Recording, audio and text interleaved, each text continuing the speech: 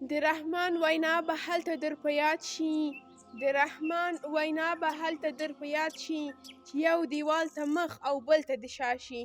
د لوی څښتن تعالی په نامه درنو لیدونکو السلام علیکم ورحمت الله وبرکاته. ښه راغلاست زموږ نننۍ خپرونې ته. نننۍ خپرونه کې راسره احمد مدثر مېلمه دی، ورته ښه راغلاست وایم. ښه راغلاست خپرونې ته. مننه، زه هم تاسو ته او ستاسو قدرمن لیدونکو ته خپل سلامونه وړاندې کوم. وعلیکم السلام. ښه احمد مدثر نننۍ خپرونې ته دې څه راوړي دي؟ ما تاسو ته په نننۍ خپرونه کې د اوداسه نوافلات تیار کړي دي. ښه قدرمن لیدونکو نننۍ خپرونه کې احمد مدثر غواړي تاسو د اوداسه نوافل یعنې نفلونه بیان کړي.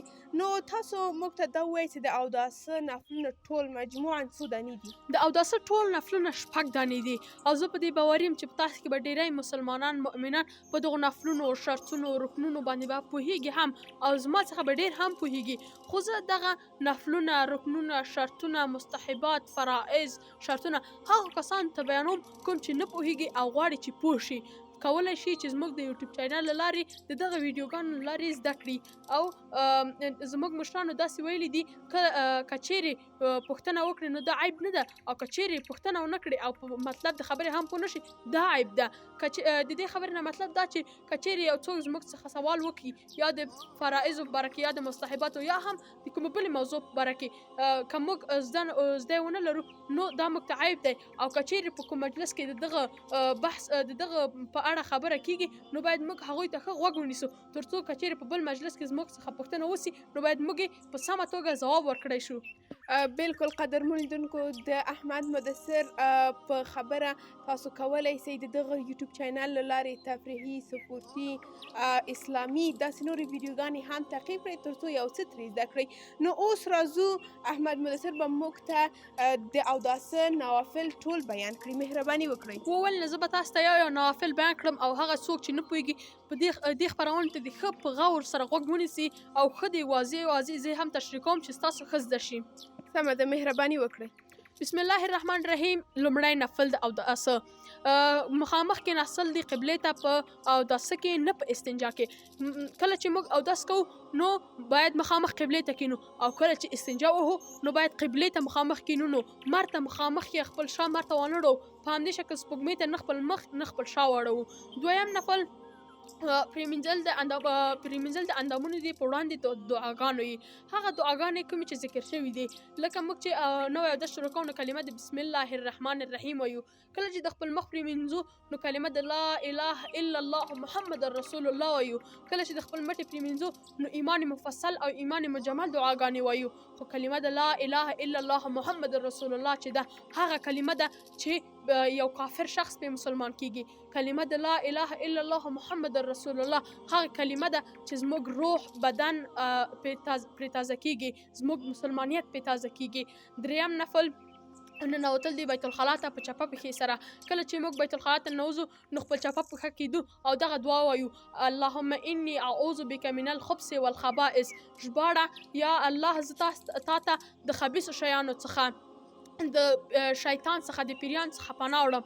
او کله چې موږ بیرته راوځو نو د خپل راسته پښه اول د باندې راباسو او وایو غفرانک یا الله ماته بښنه وکړي. څلورم نفل پاشل د اوبو دی پایجامې ته یا پرتوګ ته. په هغه وخت کې چې موږ شک ولرو نو باید خپل پرتاګ ته اوبه وپاشو تر څو زموږ شک ختم شي. د دې لپاره که چیرې موږ شک ولرو چې زموږ کالیو ته مردارې اوبه یا هم داسې نورې کوم نجسه شی الوتی وي نو موږ کولی شو په آخر د اوداسه کې 3 وارې د خپل کالیو ته اوبه وپاشو یا د خپل پایجامې ته اوبه وپاشو نو زموږ شک به ختم شي. پنځم نفل موښل د لاسونو دی پر دیواله باندې. موږ چې کله استنجا ووهو نو باید د خپل لاسونه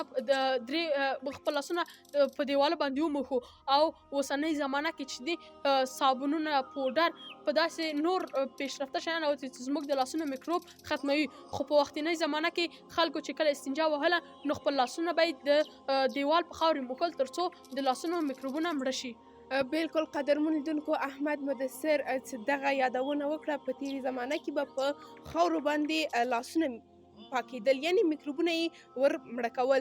1400 کاله پخوا زموږ خوږ نبي محمد صلی الله علیه وسلم هم ویلي ول چې په یو کاسه کې یو لوښي کې که کوم سپي ته ډوډۍ ورکړې او سپی هغه ډوډۍ وخوري، نو که هغه په هر رقم شامپو یا صابون باندې پرېمینځي میکروب یې نه مړ کېږي، نه ورک کېږي.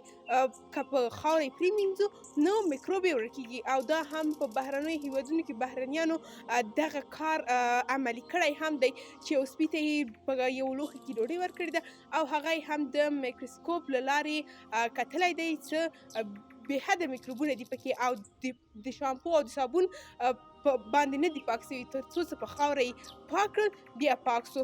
نو دا اوسنۍ زمانه کې صابونونه شامپوګان راوتي چې په هغه باندې لاسونه مینځل کېږي. اوس راځو احمد مصر به موږ ته اخرنی نفل یعنې شپږم نفل وایي، مهرباني وکړئ.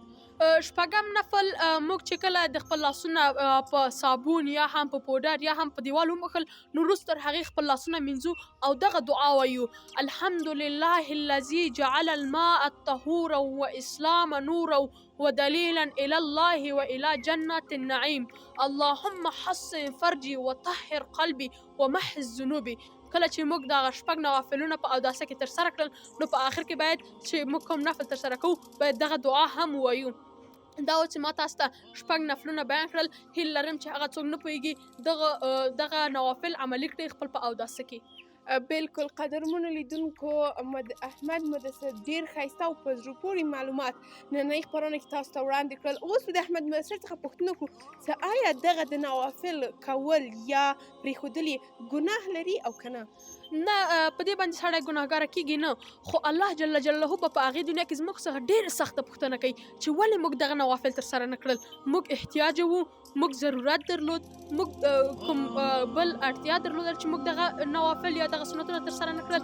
که دا نوافل هم د سنتونو په شکل که چیرې موږ ترسره نه کړل په هغې دنیا کې به الله تعالی زموږ څخه ډېرې سخته پوښتنه وکړي.